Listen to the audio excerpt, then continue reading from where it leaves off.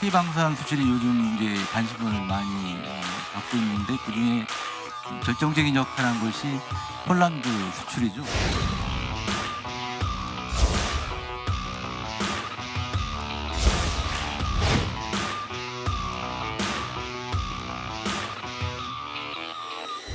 올 수출 목표가 200억 불인데 정말 최선을 다해서 이 목표를 달성하려고 노력을 하고 있고요.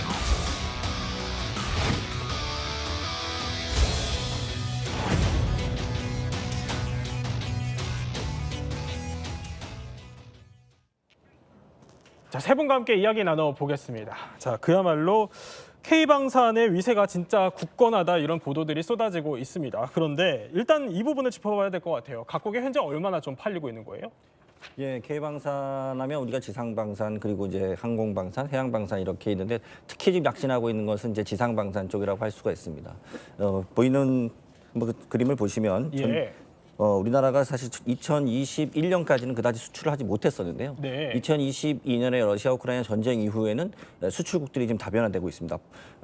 K2 전차 그리고 비궁, 청궁, 레드백, FA50 그리고 가장 스테디셀러라고 할 수 있는 것은 K9 자주포인데요. 예. K9 자주포는 이미 폴란드뿐만 아니라 동유럽 국가를 포함해서 이미 한국을 포함한 10개국들이 K9 자주포를 운영하고 있을 정도로 대한민국의 방위 산업은 이제 다양한 국가로, 다양한 무기로 지금 확대되고 있다. 이렇게 보시면 될 것 같습니다. 그런데 저 무기들 가운데서도 문근식 교수님, 그러니까 K9 자주포가 거의 점유율이 과반을 이룬다고 하는데 최근에 이게 공산국가인 베트남까지도 진출을 했다면서요? 그렇죠. 이제 K9 자주포는 뭐 BTS라 이렇게 얘기했잖아요 지난번에. 네. 무기 방산 시장에서 그 정도로 이제 점유율이 많은데 우리가 우려했던 것 중에 하나가 그럼 유럽에서는 그렇게 하고 있는데 그 향후 어떻게 이제 다른 데로 팔릴 것이냐 시장 네. 다변화가 필요하다 이런 상황에서 나온 얘기가 베트남이거든요. 상당히 좋은 소식이죠. 근데 아직까지 뭐 업체 물어보면 아직까지 구체적으로 협상은 안 되고 있는데 2년 전부터 이제 베트남 국방장관이 와서 우리 7기동전단을 훈련하는 거 보고 K9 자주 사격하는 거 보고 작년에는 또 우리가 이제 교육을 했대요. 각 네. 구매국들을 모여가지고 다 교육시키고 이런 다 참여를 했는가 봐요. 그러니까 베트남 같은 경우는 지금 중국이 굉장히 두렵잖아요. 옆에 있는 나라이기 때문에 1,300km를 국경 접합하고 있고 그러기 때문에 인도 같은 데서 샀단 말이죠. 중국이 대응해서 한 200대를 샀기 때문에 자기들 사겠다 그래서 한 20대 정도 얘기가 되고 있는 상황인 것 같아요. 그렇군요. K9 20대. 그렇게 되면 이제 K9 자주포 시장이 더 늘어나면 조금 전에 말씀하셨지만 뭐 10개 국가라는데 이제 11개 국가가 늘어나는 거죠. 11개 국가로 더 늘어날 수 있다. 베트남이 하면은. 그러니까 아까 지도에서 한 10개 국가 정도가 찍혔는데 저기서 한 개 국가가 더 늘어날 수 있다. 그렇죠. 이런 설명이시군요. 그런데 왜 러시아 대신에 한국에 러브콜을 보낸 건지도 궁금해요. 러시아는 지금 우크라이나 전쟁 침공을 했잖아요. 예. 제재를 받고 있고 그다음에 러시아하고 중국이 이번에 이제 러시아 우크라이나 전쟁하면서 상당히 체면이 떨어졌어요. 왜냐하면은 성능 무기를 팔았는데 성능이 가다가 불발탄 발생하고 떨어지고 이런 게 많았어요. 그래서 예. 상당히 약한데 베트남 같은 경우는 지금 중국이 두렵단 말이죠. 지금 지도에 나오는 것처럼 헤드에 나오는 것처럼 남중국해 영유권 분쟁이 엄청나게 심화되고 있어요. 예. 그래서 베트남 같은 경우는 2009년도에 러시아에서 킬러급 잠수함을 6척이나 산 나라예요. 아, 그래요? 그래서 해양력 예. 강화하고 있는데 계속 이런 상황으로 가고 있는데 지금 그 육지까지 이제 불안한 거죠. 네. 그렇기 때문에 이제 앞으로 러시아제보다는 이제 우리 걸 사게 되면은 우리 같은 경우는 공산권에 파는 게 거의 없거든요. 예. 그러나 러시아에 이제 우리가 팔면은 이제 이 베트남을 기점으로 해서 호환이 되고 우리끼리 이제 소환 국가끼리 그렇기 때문에 상당히 좋은 기회죠. 그렇기 때문에 이제 베트남 같은 경우는 지금 한국 거를 이제 문을 두드리고 있는데 베트남 사면 거기 인접국가 라오스도 있고 뭐 캄보디아 있고 이런 확장될 가능성이 많죠. 그렇군요. 지금 영상으로도 계속 K9 자주포가 나오고 있는데 도대체 저게 성능이 좀 얼마나 훌륭하길래 이렇게 세계적으로 인기가 많은지 좀 궁금해지는데 이게 존재감을 각인시킨 대표적인 사례가 있었다면서요? 그렇죠. 이제 우리가 무기를 팔 때는 그 나라에서 프로븐이 됐느냐, 성능이 입증됐느냐 그 나라에서. 이것이 중요한 거예요. 아, 그래서 우리 거 해보니까 이렇더라. 이걸 설명할 수 있는 가장 쉬운 방법이 있거든. 네. 근데 우리가 이제 2010년 그 연평도 뼈아픈 사건이 있었잖아요. 연평도 포격 사건 때 북한에서 기습으로 막 날렸잖아요. 네. 120mm 방사포를 날려가지고 170여를 쐈는데 우리는 그냥 대비도 안 하고 있다가 갑자기 응사를 한 거예요, 우리가. 13분 만에 응사를 했다는 거는 이거 기록적인 사건인데 아, 예. 미국에서도 칭찬할 정도로 이 정도에 우리가 한 80여 발을 쐈는데 그때 무도 기지에 대해서 그때 이제 국민들이 들어 부어라 그냥 네. 날려버려라 네. 그런 능력이 든다 이거죠. 그러나 그때 이제 확전을 방지하기 위해서 안 했는데 그런 것이 많이 소문이 났어요. 그래서 이제 북한에서도 이거 정말 건드렸다 큰일 날 뻔했다 네. 이런 얘기가 나올 정도니까 이제 어디서는 퍼지는 것이고 사실상 K9 자주포는 뭐 한 40km 정도 돼요 사거리가. 그렇기 때문에 멀리 곡사포잖아요. 그렇기 때문에 엄청난 긴 거리인데 그럼에도 불구하고 명중률도 대단하고 네. 그렇기 때문에 이게 소문이 나가지고 지금 뭐 우리가 저 유럽에서 이 폴란드가 막 우리 역할을 하고 있잖아요. 우리 홍보대사 역할을. 그래 계속 시험 발사하는데 우리는 너무 정확하다 이거. 명중률도 정확하고 그다음에 이제 이 가격이 더 싸요. 같은 동종의 이제 이 독일계가 있는데 PGH-2000이라고 있는데 이거보다 분당 발사 수는 약간 적어요. 그럼에도 불구하고 가격이 싸요. 네. 가격은 절반급으로. 무기는 가격이 싸야 되고 성능이 우수해야 되고 그다음에 배달하는 그 데리버리 타임 이걸 잘 지켜야 되는데 이런 면에서 이미 전 세계적으로 이제 이 소문이 나기 때문에 앞으로 굉장히 희망이 있다 이렇게 얘기할 수 있죠.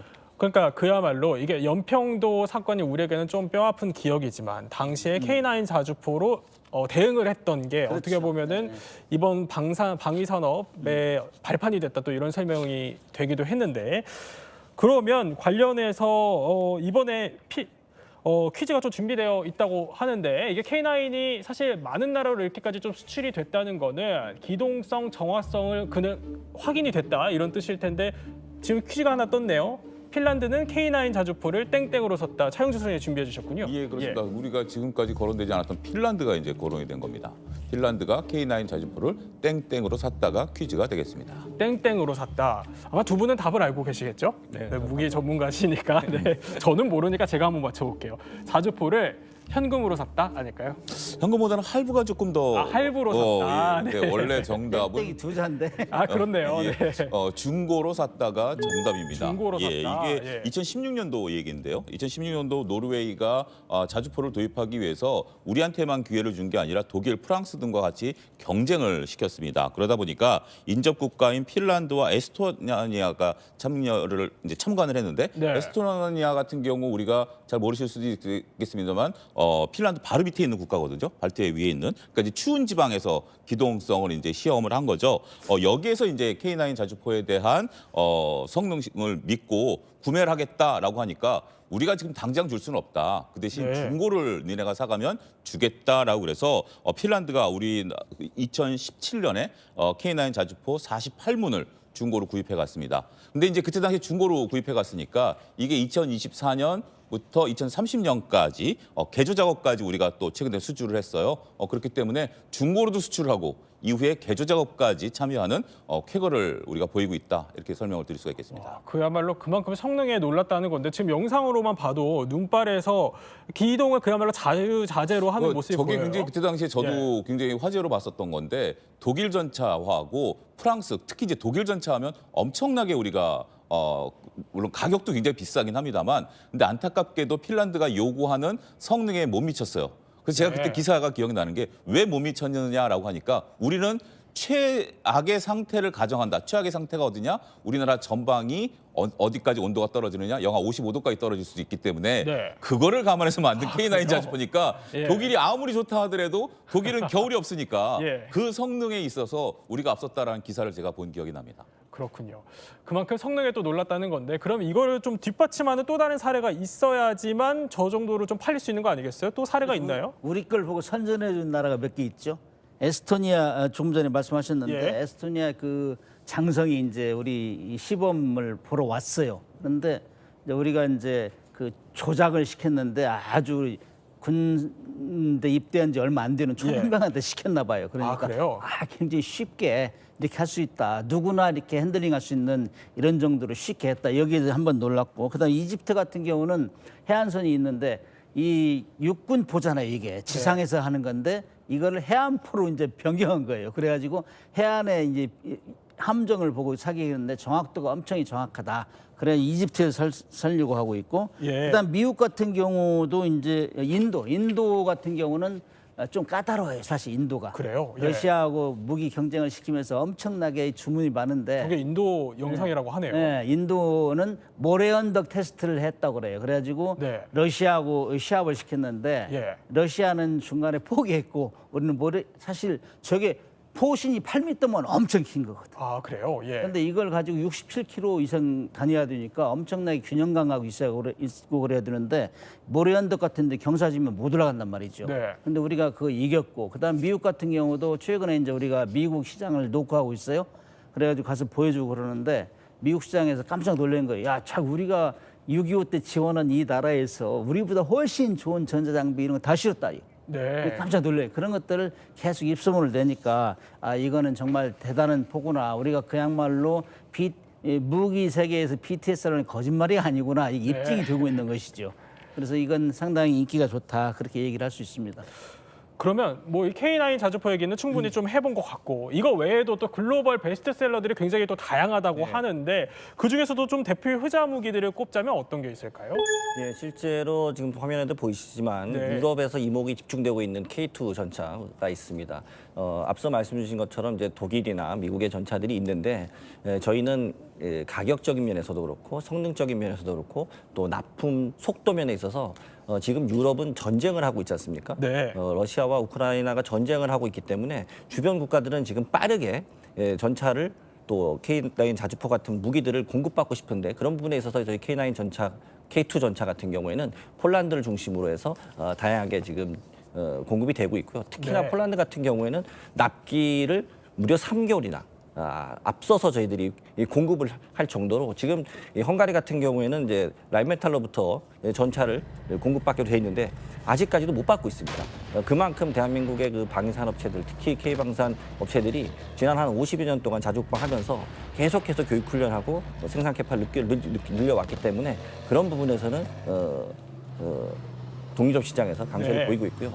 또 추가적으로 보면 저희가 이제 천궁이라고 하는 중동 지역에서 네. 지금 보여주고 있는 그 무기들이 있습니다. 예. 천국은 뭐냐면 중거리 그 지대공 방호 시스템이죠.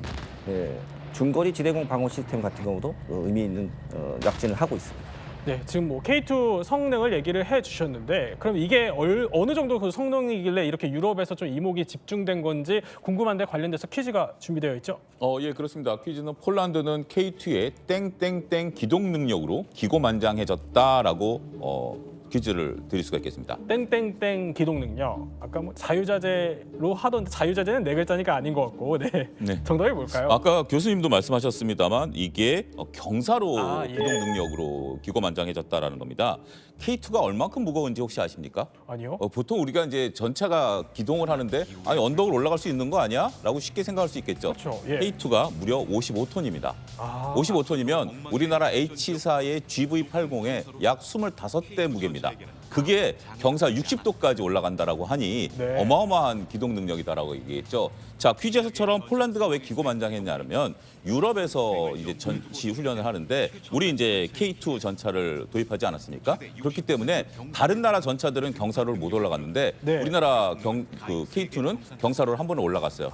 와, 그러니까 뭐 하나 새로운 거 보여줄까? 그래서 올라가다 다시 멈췄어요. 우리도 운전을 해봐서 알지만 예.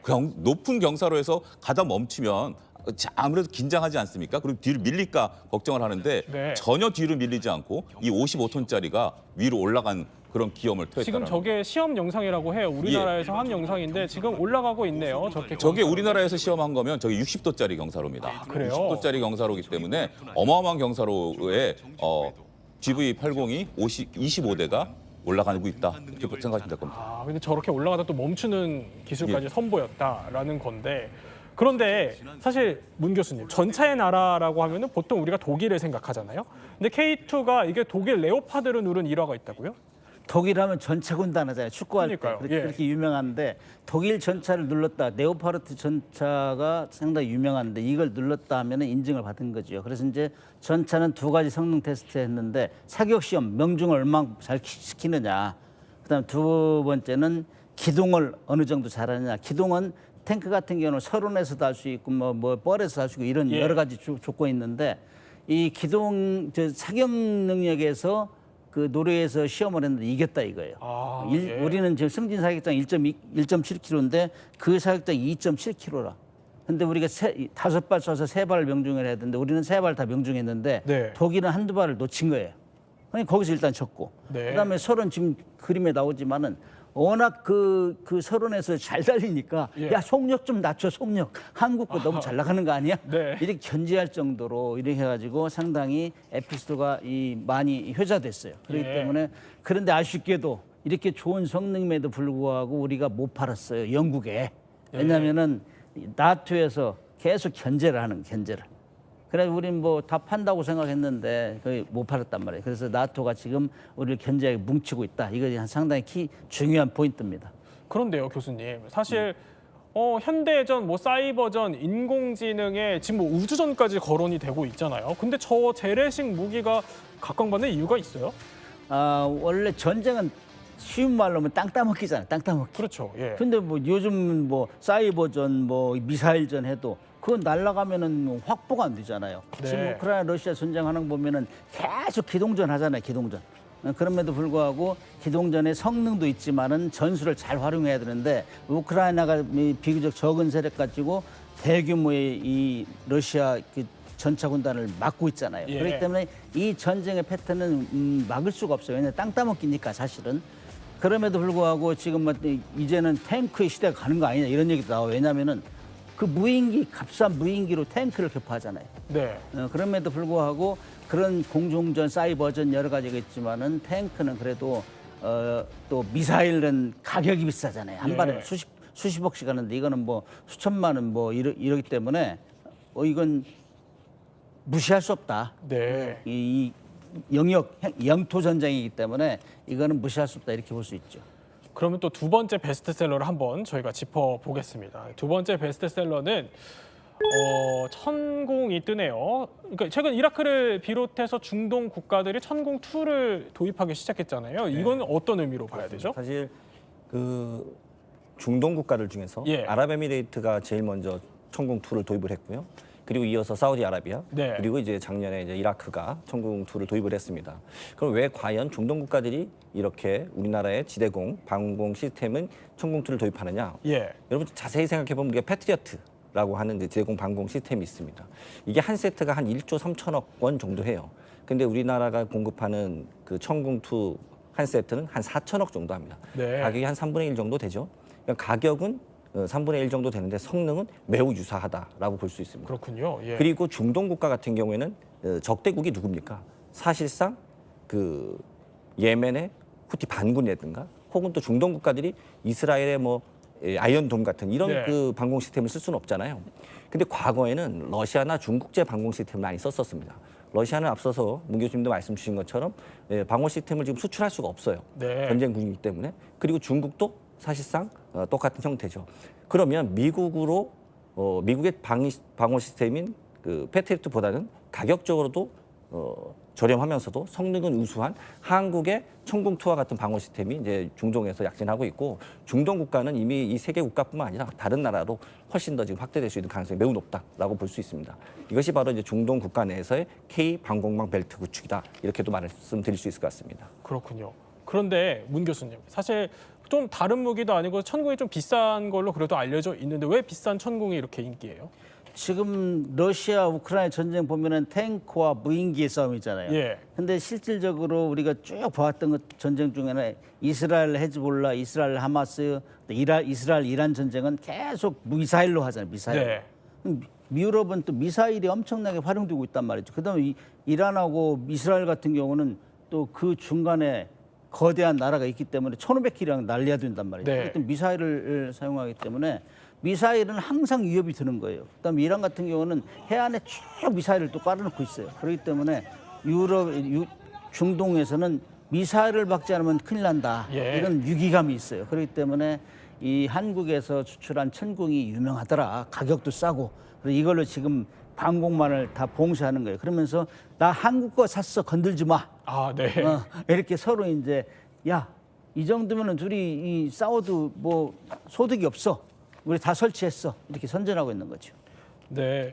그럼 지금 천공에 한번 성능이 저희가 그래픽으로 준비가 되어 있다는데 한번 보면은 좀 설명을 부탁드릴게요. 천공에 지금 보면은 그렇죠. 예. 교전 통제소, 그다음에 레이더를 먼저 잡아요. 네. 그다음에 교전 통제소 쏴라. 그러면 이 유탄 발사해서 이제 사격을 발사를 하는 건데, 지시하는 거예요? 네. 발사를 하는 건데 아무튼 이 단계가 이 좀 복잡한 것 같이 보이죠. 그다음에 이제 날아가는 이런 장면 이런 것들을 보면은 복잡한 걸 보지만은 이게 사격 시험해 가지고 100% 맞췄다. 100%. 아 그래요. 네. 그리고 그거를 인증을 한 걸 보여주고 하니까는 아 그거 정말 가격도 싼데 엄청 좋네. 이 소문이 난 거예요. 아, 그런데 이거 천공을 수출할 때 보니까 기술을 이전해주는 조건이 포함이 되어 있다고 하더라고요. 그럼 힘들게 우리가 좀 개발한 기술을 왜 줘야 하냐? 그럴 만한 이점이 있는 거예요?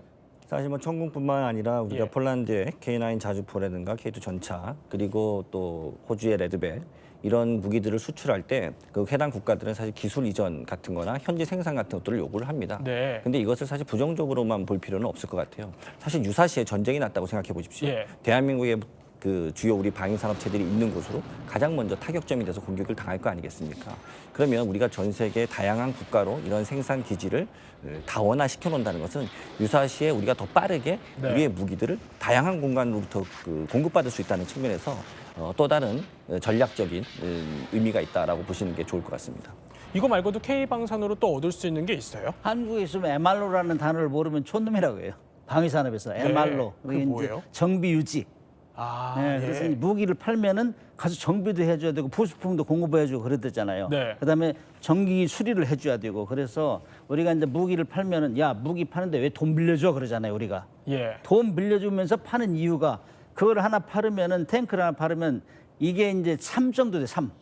근데 계속 한 2, 30년에 거쳐서 가서 공급해주고 부품 공급해주고 수리해주고 이게 한 7이 드는 거예요. 네. 4나 6이나 이 정도 되기 때문에 이거는 하나 파는 것이 중요하다 일단. 그래서 거점 확보하고 파는 것이 중요하기 때문에 그래서 무기를 많이 팔고 있습니다. 그렇군요. 그러면 또 세 번째 스테디셀러, 베스트셀러 한번 보겠습니다. 세 번째는 자 비공이 뜨네요. 미국 수출의 유망주라고 하는데 이게 무슨 뜻인가요? 사실 미국은 그 FCT 훈련에서 예. 이미 6발을 사서 6발이 명중이 됐습니다. 아, 예. 사실 우리가 이제 그 북한의 공중 보양성을 제어하기 위해서 만든 무기인데 사실 가격도 저렴하고 그 미국의 해군 해병대에서는 지금 중국이나 러시아 이 해군들의 기동선들을 타격하기 위해서 비공이라는 무기를 관심을 갖고 있죠. 근데 비공은 이 외에도 다양한 무기, 헬기에도 장착이 가능하고 또 전투기에도 장착이 가능하고 그러니까 육상 그리고 해상에서도 모두 사용 가능하고 또 심지어 드론을 또 격추할 수도 있기 때문에 예. 다양한 호환성을 가지고 있다는 강점을 갖고 있어서 앞으로도 매우 유망한 우리나라의 전투 장비가 아닌가 싶습니다. 지금 자막을 보니까 뭐 굿, 오케이, 미 평가서 박수 터진 비공 그러면서 지금 영상이 그렇습니다. 뜨는데 이거 보면 예. 이 배군 같은 경우에는 레이더 기술뿐만 아니라 적외선 감지까지 하기 때문에 예. 그 무엇보다도 명확하게 표적을 적중한다는 측면에서 이번에 6발을 사서 6발을 다 맞추다 보니까 네. 바로 굿, 오케이 이런 단어가 나올 정도로 앞으로 미국 시장을 뚫을 수 있는 전략적인 무기 중에 하나라고 볼 수 있을 것 같습니다. 그러니까 미국 시장을 뚫었다는 전략적인 무기 이게 그러니까 미국 시장에서 어떤 점이 가장 반응을 해서 그런 거예요?